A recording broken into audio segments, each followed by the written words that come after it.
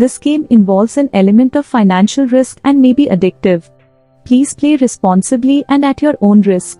इस गेम में वित्तीय जोखिम का तत्व शामिल है और इसकी लत लग सकती है। कृपया जिम्मेदारी से और अपने जोखिम पर खेलें। हेलो दोस्तों, मैं ध्रुव कुमार यादव आप सभी का ड्रीम 11 के एक नई वीडियो में स्वागत करता हूं।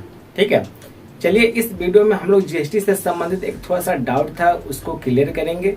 साथ ही जो ड्रीम 11 का डिस्काउंट पॉइंट्स थे उसके बारे में हम लोग डिटेल से जानेंगे। सो वीडियो को शुरू करने से पहले थोड़ी सी लाइटिंग की दिक्कत है। ठीक है, मेरे गांव में ट्रांसफार्मर खराब हो चुका है, किसी और के घर आकर रिकॉर्ड कर रहे हैं, इसलिए थोड़ा सा मैनेज कर लीजिएगा। साथ ही कुछ लोगों को मेरी आवाज़ से थोड़ी सी दिक्कत है, जो भी उच्चारण करते हैं वो समझ में नहीं आ पाता है।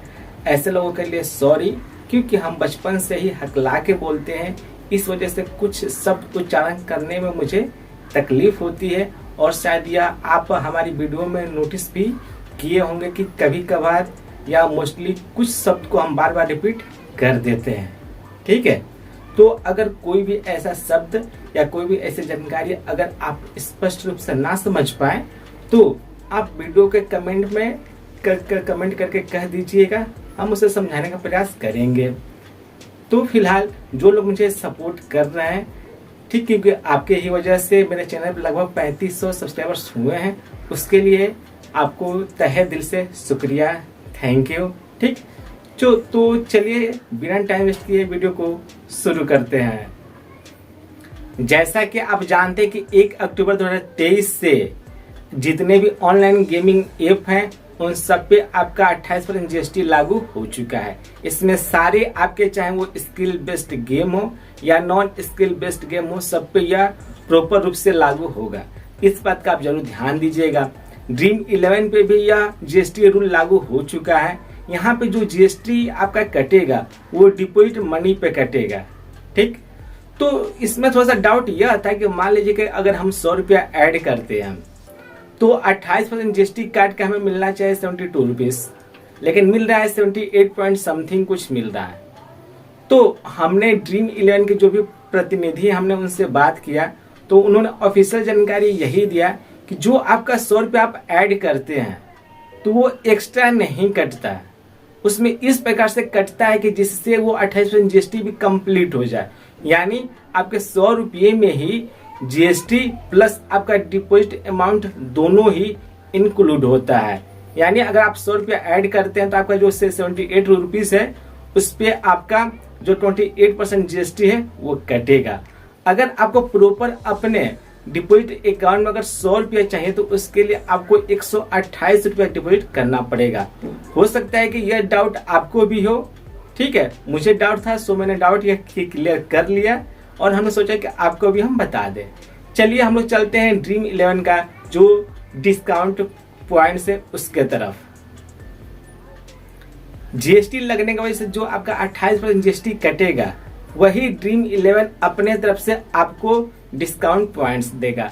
फॉर एग्जाम्पल के लिए अगर आप 100 रुपया या 128 रुपया ऐड करते हैं और अगर 28 रुपया इसमें से अगर आपका जीएसटी कट जाता है तो आपको 28 डिस्काउंट पॉइंट्स मिलेंगे। ठीक है, प्रेजेंट टाइम में पता नहीं है कि ये कोई स्पेशल ऑफर है या हमेशा मिलता रहेगा या पर्टिकुलर टाइम के लिए ही मिलेगा, इससे संबंधित कोई भी फिलहाल जानकारी नहीं है। सो इस बात का जरूर आप ध्यान दीजिएगा। चलिए अब हम लोग आगे जान लेते हैं कि इसे आप कैसे देख पाएंगे, कैसे चेकआउट कर पाएंगे। जैसे ही आप अपने ड्रीम 11 पे पैसा ऐड करेंगे तो सारे के सारे जो पैसा है आपके वो जो डिपॉजिट वॉलेट है वहां पे शो कर देगा। उसी पर एक एक्सक्लेमेटरी टाइप का छोटा सा साइन दिखेगा, उस पर टच करने के बाद आपको वहां पे डिपॉजिट अमाउंट प्लस जो डिस्काउंट पॉइंट्स है दोनों ही अलग अलग दिख जाएंगे कि आपको दोनों कितना कितना मिला हुआ है। ठीक है, चलिए अब हम लोग जान लेते हैं कि इसको यूज कैसे करना है, इसके जो खास कंडीशंस हैं उनमें यह यूज कैसे होगा। ड्रीम 11 का जो डिस्काउंट पॉइंट्स है उसको यूज करने के कुछ खास केसेज हैं। मान लीजिए कि अगर आपके पास मात्र विनिंग बैलेंस है, डिपॉजिट बैलेंस है, ठीक, और साथ में आपके पास डिस्काउंट पॉइंट्स है। अगर आप कोई कंटेस्ट ज्वाइन करते हैं तो उस दौरान जो आपका डिस्काउंट पॉइंट है वो एंट्री का 22% यूज होगा। ठीक, यह पहला केस है।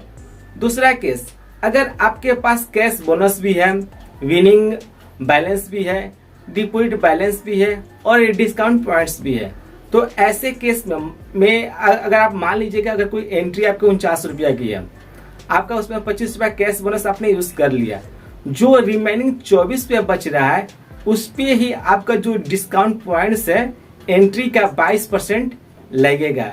इस बात का भी आप जरूर ध्यान दीजिएगा। तीसरा कंडीशन, अगर आपके पास डिस्काउंट पॉइंट्स है, डिपॉजिट बैलेंस है, विनिंग बैलेंस है, ठीक है, और अगर आपको कोई डिस्काउंट कूपन मिला हुआ है, जैसे कि 20 रुपया जो छूट मिलते हैं, 20 रुपया, 25 रुपया, 30 रुपया, इस टाइप का, ठीक, तो ऐसे केस में मान लीजिए कि अगर 100 रुपये की एंट्री है और आपको 20 रुपये का छूट मिल गया, यानी आपको 80 रुपया पे करना है, तो इस 80 रुपये पे इसका 22% जो डिस्काउंट पॉइंट्स है वो यूज होगा। ठीक है, और सबसे पहले अगर आपके पास डिस्काउंट पॉइंट्स है वही यूज होगा। ठीक, तो इस बात का भी आप जरूर ध्यान दीजिएगा। फोर्थ केस, अगर आपके पास डिस्काउंट पॉइंट्स भी है, डिपॉजिट बैलेंस भी है, विनिंग बैलेंस भी है, डिस्काउंट कूपन भी है और आपके पास प्लस छूट भी है, तो आप जानते हैं कि जो कैश बोनस है और जो आपको डिस्काउंट कूपन मिलते हैं वो दोनों कभी एक साथ यूज नहीं हो सकते। ठीक, तो ऐसे केस में आपका जो डिस्काउंट कूपन है, जो भी आपको छूट मिला होगा या ये कैश बोनस यूज करने के बाद जो भी बैलेंस बचेगा उसका ही 22% लगेगा। ठीक है, फिर भी अगर अभी आपको समझ में ना आया हो तो आप कमेंट बॉक्स में कमेंट करके पूछ सकते हैं। यह भी ध्यान दीजिएगा कि जो आपका डिस्काउंट पॉइंट्स है क्रेडिट होने के 90 दिन के अंदर आपको यूज कर लेना है। आप इसे ना ट्रांसफर कर सकते हैं, ना इसे आप डाल कर सकते हैं, बस इसे आप विनिंग अमाउंट में कन्वर्ट करके आप अपने बैंक में विड्रॉ कर सकते हैं। सो इस बात का भी आप जरूर ध्यान दीजिएगा।